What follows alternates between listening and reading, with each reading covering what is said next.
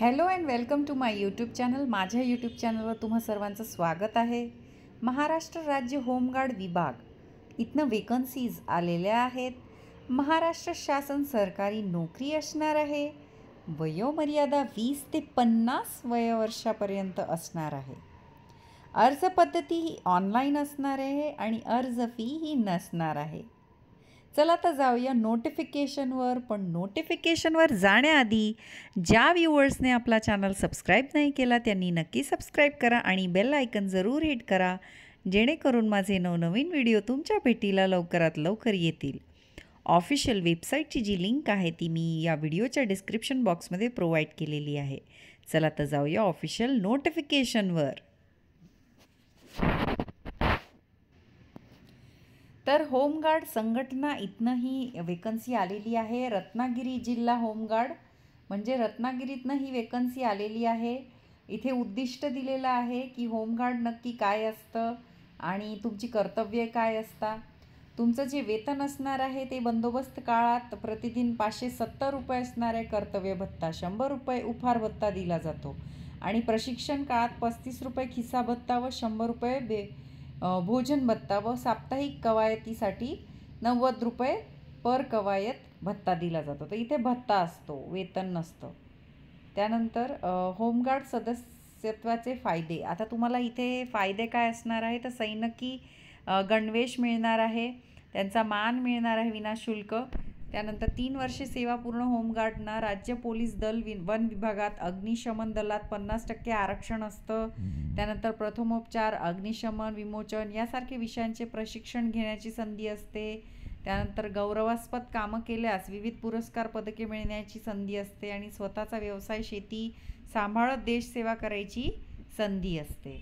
तर होमगार्ड नोंदणी नियम व अटी. होमगार्ड पात्रतेचे निकष काय असणार आहे? 10वी पास असणे आवश्यक आहे. शारीरिक पात्रता 20 वर्षे पूर्ण किंवा 50 वर्षाच्या आत असले पाहिजे. आणि पुरुषांची उंची दिलेली आहे, महिलांची उंची दिलेली आहे, छाती दिलेली आहे फक्त पुरुषांची. त्यानंतर आवश्यक कागदपत्रे: रहिवासी पुरावा, आधार कार्ड, मतदान ओळखपत्र, शैक्षणिक आहारता प्रमाणपत्र, जन्मदिनांक पुराव्याकरिता SSC बोर्ड प्रमाणपत्र, तांत्रिक आहारता धारण करीत असल्यास तत्सम प्रमाणपत्र, 3 महिन्याचे आतील पोलीस चारित्र्य पडताळणी प्रमाणपत्र. शारीरिक क्षमता चाचणी होणार आहे. तुम्ही पाहू शकता महिला उमेदवारांनी पुरुष उमेदवारांना धावायचे आहे. त्याच्यानंतर तुम्हाला मग गुण मिळणार आहे तसे. त्यानंतर 10 गुण मिळणे आवश्यक आहे किमान. तर गोळा फेकीचे पण अंतर हवे आणि इथेही गुण आहे महिला उमेदवारांसाठी आणि पुरुष उमेदवारांसाठी.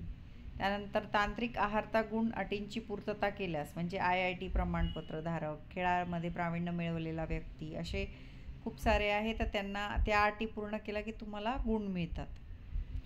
मग तुम्ही तुमची ऑनलाईन नोंदणी ऑनलाईन वेबसाईटवर करू शकता. ऑनलाईन सबमिट केल्यावर प्रिंट काढायचा आहे तुमचा रजिस्ट्रेशन फॉर्म आणि प्रिंटआउट काढलेला फॉर्मवर तुम्ही मजकूर भरून परत ऑनलाईन अर्ज भरायचा आहे.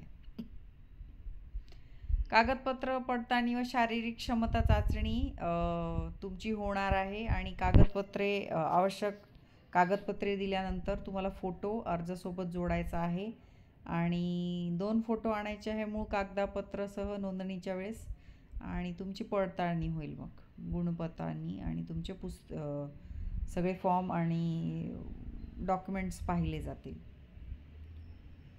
तुम्ही पाहू शकता आपण पोलीस ठाण्याच्या हद्दीमध्ये राहतो. तो विभाग ज्या होमगार्ड पथकाकडे येतो तो पथक आणि पोलीस ठाणे सिलेक्ट करावे. याकरिता खालील तक्ता पाहावा. तुम्ही पाहू शकता हे सगळे जे जागा आहे त्या रत्नागिरीतल्या आहे, देवरुख वगैरे. अर्ज क्रमांक भरताना त्याच्यात आधार व्यवस्थित भरायचा, जन्मदिनांक काळजीपूर्वक भरायची, सबमिट केल्यावर प्रिंट काढायची. तर असा होता हा होमगार्डचा ॲप्लिकेशन प्रोसेस. तुम्हाला आवडला असेल तर नक्की अप्लाय करा आणि आपल्या चॅनलला सबस्क्राईब करा. भेटूया अशाच नवनवीन व्हिडिओ सकट. तोपर्यंत धन्यवाद.